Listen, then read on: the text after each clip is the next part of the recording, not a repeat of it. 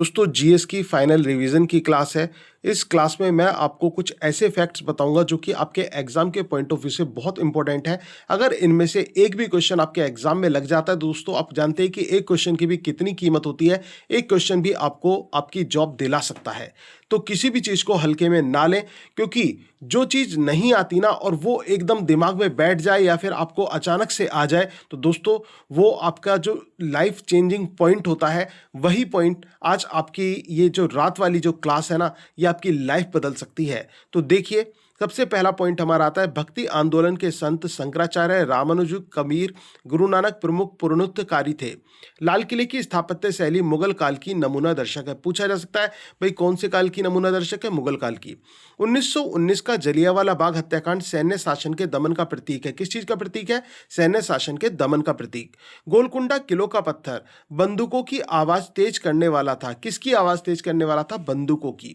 चारण साहित्य राजस्थान और गुजरात की वीर गाथाओं का आधार रहा। चारण साहित्य किसकी वीर गाथाओं का आधार रहा? आपका आंसर होगा राजस्थान और गुजरात की।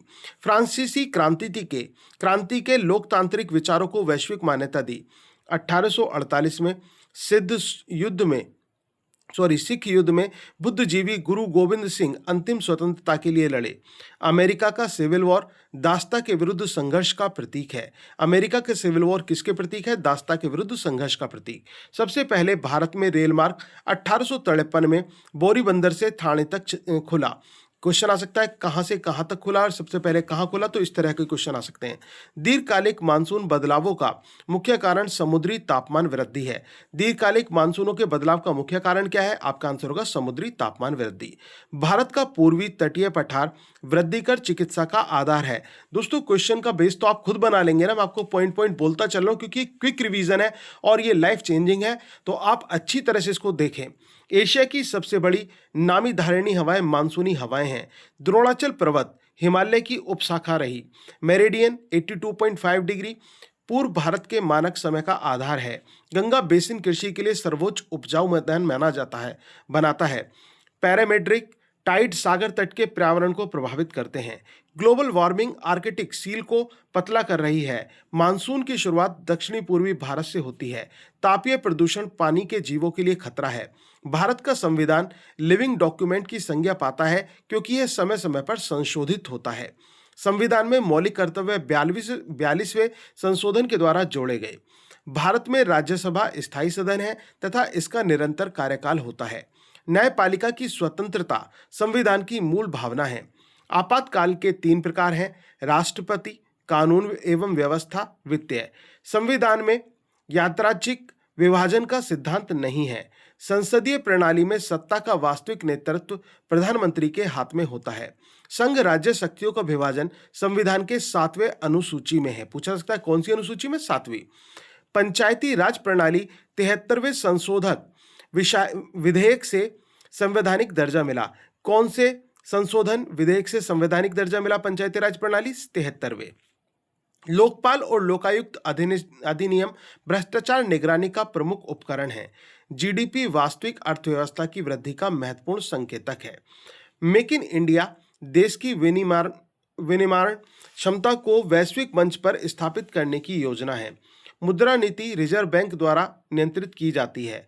वित्तीय समावेशन अर्थव्यवस्था में अनिवार्य भूमिका निभाता है। सार्वभौमिक पेंशन योजना वृद्ध अवस्था सुरक्षा का आधार है। जीएसटी एकल अप्रत्यक्ष कर व्यवस्था की दिशा में बड़ा कदम है। मनरेगा ग्रामीण रोजगार की दीर्घकालिक गारंटी योजना है। विदेशी निवेश एफडीआई विकास को गति देता है। व्यापार घाटा मुद्रा अवमूल्यन का जोखिम बढ़ा सकता है। डिजिटल भुगतान अर्थव्यवस्था को तेज बनाता है। CRISPR CAS9 जीन संपादन में क्रांति लाया। AI आर्टिफिशियल इंटेलिजेंस मशीनों को मानव समान बुद्धिमत्ता देता है। IoT internet of things smart उपकरणों को नेटवर्क से जोड़ता है। क्लाउड कंप्यूटिंग डेटा स्टोरेज एवं संसाधन साझा करती है। क्वांटम कंप्यूटिंग परंपरागत कंप्यूटिंग की सीमाओं को पार करती है। 5G नेटवर्क उच्च गति एवं कम विलंबता प्रदान करता है। नैनो तकनीक चिकित्सा और ऊर्जा में नए चरण स्थापित कर रही है। सौर ऊर्जा विश्व की सबसे स्वच्छ ऊर्जा स्रोतों में से एक है। DNA फिंगरप्रिंटिंग अपराध समाधान में व्यापक उपयोग होती है। ब्लॉकचेन वितरित लेखा प्रणाली की सुरक्षा सुनिश्चित करती है। भारत G20 की अध्यक्षता वैश्विक आर्थिक नीति में प्रभावी रहा। सीओपी सम्मेलन जलवायु परिवर्तन योजनाओं को वैश्विक स्तर पर जोड़ता है। वैश्विक तेल बाजार में ओपीईसी नीतियां कीमतों को प्रभावित करती हैं। अंतरिक्ष अनुसंधान में भारत का आदित्य L1 सूर्य अध्ययन मिशन महत्वपूर्ण है। वैश्विक बैंकिंग उदारीकरण वित्तीय स्थिरता पर प्रभाव डालता है। डिजिटल मुद्रा राष्ट्रीय डिजिटल रूप से नियंत्रित मुद्रा की दिशा में है। वैश्विक व्यापार समझौते अर्थव्यवस्था को पुनर्निर्धारित करते हैं। कोविड-19 महामारी ने स्वास्थ्य ढांचे में सुधार की आवश्यकता उजागर की। स्वच्छ ऊर्जा को बढ़ावा देने के लिए अंतर्राष्ट्रीय निवेश बढ़ रहा है। साइबर सुरक्षा राष्ट्रीय सुरक्षा प्राथमिकता बनी है।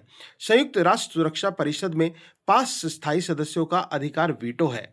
WTO वैश्विक व्यापार के नियम स्थापित करती है। IMF वैश्विक मुद्रा सहयोग हेतु प्रमुख संस्था है।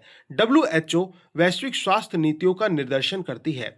BRICS ब्रिक्स उभरते अर्थव्यवस्थाओं का मंच है। दोस्तों, ये जो मैं आपको पॉइंट्स बता रहा हूँ, ये मिक्स पॉइंट है, मिसलेनियस है, तो इनको मतलब आपके पॉलिटी से भी, हिस्ट्री से भी, ज्योग्राफी से भी, कंप्यूटर से भी, करंट से भी, सब जगह से इनको लिया गया इन पॉइंट्स को। तो अच्छे से तैयार कीजिए, कोई भी पॉइंट एग्जाम में आपका टकरा सकता है।